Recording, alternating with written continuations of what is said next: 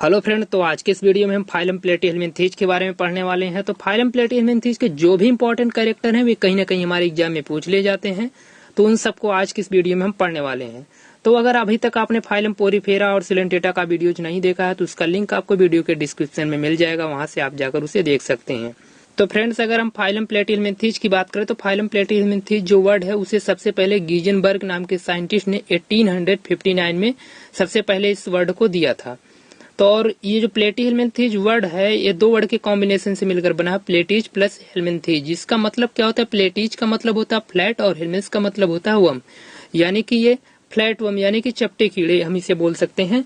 यानी कि ये ऐसे वर्म होते हैं जो स्ट्रक्चर में थोड़ा सा फ्लैट होते हैं, इस वजह से हम लोग इसे कॉमनली फ्लैट वर्म भी कहते हैं। तो चलिए हम थोड़ा फाइलम प्लेटिहेल्मिन्थेज के जनरल कैरेक्टर के बारे में देख लेते हैं। तो इसमें पहला पॉइंट है मोस्टली पैरासिटिक। तो यहाँ पर आपको ध्यान देना है कि जितने भी प्लेटिहेल्मिन्थेज के मेंबर होते हैं मोस्टली पैरासिटिक होते हैं, लेकिन कुछ ऐसे भी होते हैं जो फ्री लिविंग होते हैं, जो फ्रेश वाटर और मरीन वाटर दोनों जगह पर रह सकते हैं।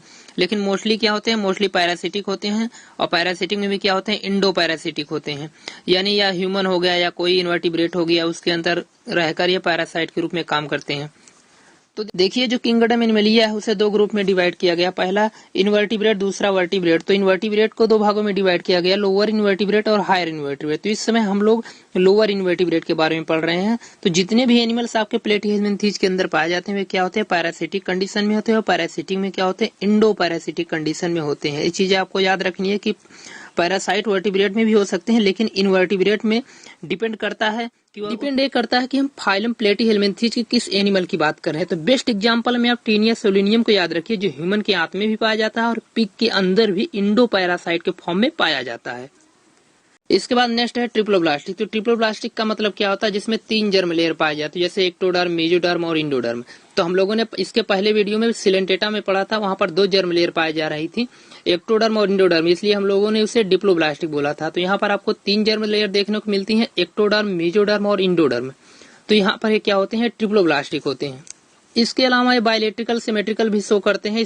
इसके बाद इसमें क्या डाइजेस्टिव सिस्टम इनकम्प्लीट, मतलब कि देखिए 2 प्रकार के डाइजेस्टिव सिस्टम होते हैं, एक कंप्लीट डाइजेस्टिव सिस्टम और दूसरा इनकम्प्लीट डाइजेस्टिव सिस्टम। तो वह डाइजेस्टिव सिस्टम जो माउथ से स्टार्ट हो और एनस पे जाकर खत्म हो उसे हम लोग कंप्लीट डाइजेस्टिव सिस्टम बोलते हैं। और यहाँ पर देखिए तो माउथ तो पाया जाता है लेकिन एनस नहीं पाया जाता।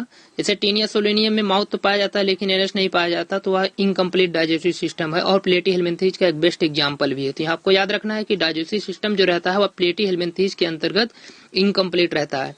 इसके अलावा इसमें नर्वस सिस्टम जो रहता है वह प्रिमिटिव टाइप का पाया जाता है। और इसके बाद रिप्रोडक्टिव सिस्टम भी इसमें प्रेजेंट रहता है। बिना रिप्रोडक्टिव सिस्टम के कोई एनिमल ग्रो ही नहीं कर सकता, इसमें रिप्रोडक्टिव सिस्टम क्या होता है, प्रेजेंट रहता है। इसके बाद आपका सेकंड क्या है, स्केलेटल सिस्टम। इस स्केलेटल सिस्टम क्या है, स्केलेटल सिस्टम और वैस्कुलर सिस्टम जो रहता है कंप्लीटली एब्सेंट रहता है प्लेटिहेल्मिन्थेज के अंतर्गत। तो आपको याद रखना है कि जो फाइलम प्लेटिहेल्मिन्थेज के अंतर्गत स्केलेटल सिस्टम और वैस्कुलर सिस्टम कंप्लीटली एब्सेंट रहता है। इसके बाद बात आती है इसके रिस्पायरेटरी सिस्टम के। तो रिस्पायरेटरी सिस्टम जो रहता है वो फाइलम प्लेटिहेल्मिन्थेज के अंतर्गत कंप्लीटली एब्सेंट रहता है, लेकिन रिस्पायरेशन तो होना ही होना है, क्योंकि रिस्पायरेशन के बिना कोई एनिमल ग्रो ही नहीं कर सकता। तो रिस्पायरेशन की जो प्रोसेस रहती है वो उसके बॉडी सरफेस के थ्रू कंप्लीट की जाती है। तो इसमें क्या है, respiration takes place through the body surface. इसके बाद क्या है, no body cavity. No body cavity का मतलब ऐसा एनिमल जिनके बॉडी के अंदर कोई कैविटी नहीं पाई जाती, उसे हम लोग एसिलोमेट बोलते हैं। देखिए 3 प्रकार के एनिमल्स होते हैं, एसिलोमेट, सीडोसिलोमेट और सीलोमेट। तो सीलोमेट का मतलब होता है कि ऐसा बॉडी जिसके अंतर्गत कंप्लीट बॉडी कैविटी पाई जाए उसे हम लोग सीलोमेट बोलते हैं। और सीडोसिलोमेट यानी कि सीलोम के छोटे छोटे पाउच पाए जाए उसे हम लोग सीडोसिलोमेट बोलते हैं। और एसिलोमेट यानी कि जिसमें सीलोम पाया ही ना जाए। तो यहाँ पर आपको याद रखना है कि इसमें कोई बॉडी कैविटी नहीं पाई जाती, इसलिए इसको हम लोग एसिलोमेट बोलते हैं। इसके बाद क्या है, एक फ्लेम सेल्स है। फ्लेम सेल्स का मतलब क्या है, जैसे इसमें कुछ ऐसी सेल्स पाए जाते हैं जिसे हम लोग फ्लेम सेल्स बोलते हैं। अब देखिए यहाँ पर हमने आपको बताया था कि स्क्रेटरी सिस्टम तो पाया जाता है, लेकिन स्क्रीशन क्या होता है, जैसे हम लोग में स्क्रीशन कैसे होता है, किडनी के थ्रू होता है। और किडनी हमारी बॉडी की जितनी भी टॉक्सिक सब्सटेंस रहती है उसे कुल मिलाकर यूरिन के फॉर्म में बनाती है और यूरिन हमारे बॉडी से द्वारा एक्सक्रीट कर दिया जाता है। तो जितने भी प्लेटिहेल्मिन्थेज पाए जाते हैं उनमें फ्लेम सेल्स पाई जाती है और फ्लेम सेल्स जो रहती है वह एक्सक्रेटरी ऑर्गन की तरह वर्क करती है।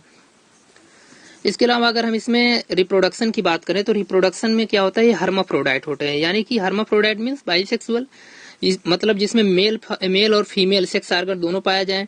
एक ही बॉडी के अंतर्गत अगर मेल और फीमेल सेक्स ऑर्गन पाए जाते हैं तो उसे हम लोग हर्माफ्रोडाइट या बाइसेक्सुअल बोलते हैं। बात करें अगर इसके अंतर्गत हम फर्टिलाइजेशन की, तो फर्टिलाइजेशन इसमें इंटरनल होता है, इसको आपको याद रखना है। और इसकी लाइफ साइकिल जो रहती है वो कई सारे होस्ट में कंप्लीट होती है। इससे इसका जो लार्वा रहता है वो कई सारे नंबर में वेरी करता है। तो यह हुआ फाइलम प्लेटिहेल्मिन्थीज का एक छोटा सा इंट्रोडक्शन के साथ हमने इसके कुछ जनरल कैरेक्टर्स को भी देखा। तो अगर वीडियो कुछ इन्फॉर्मेटिव लगी है तो इसे लाइक शेयर सब्सक्राइब करना ना भूलें। अगर वीडियो में कोई कमी हो तो इसे कमेंट बॉक्स में जरूर मेंशन कीजिए। तो आज के लिए बस इतना ही, मिलते हैं नेक्स्ट वीडियो।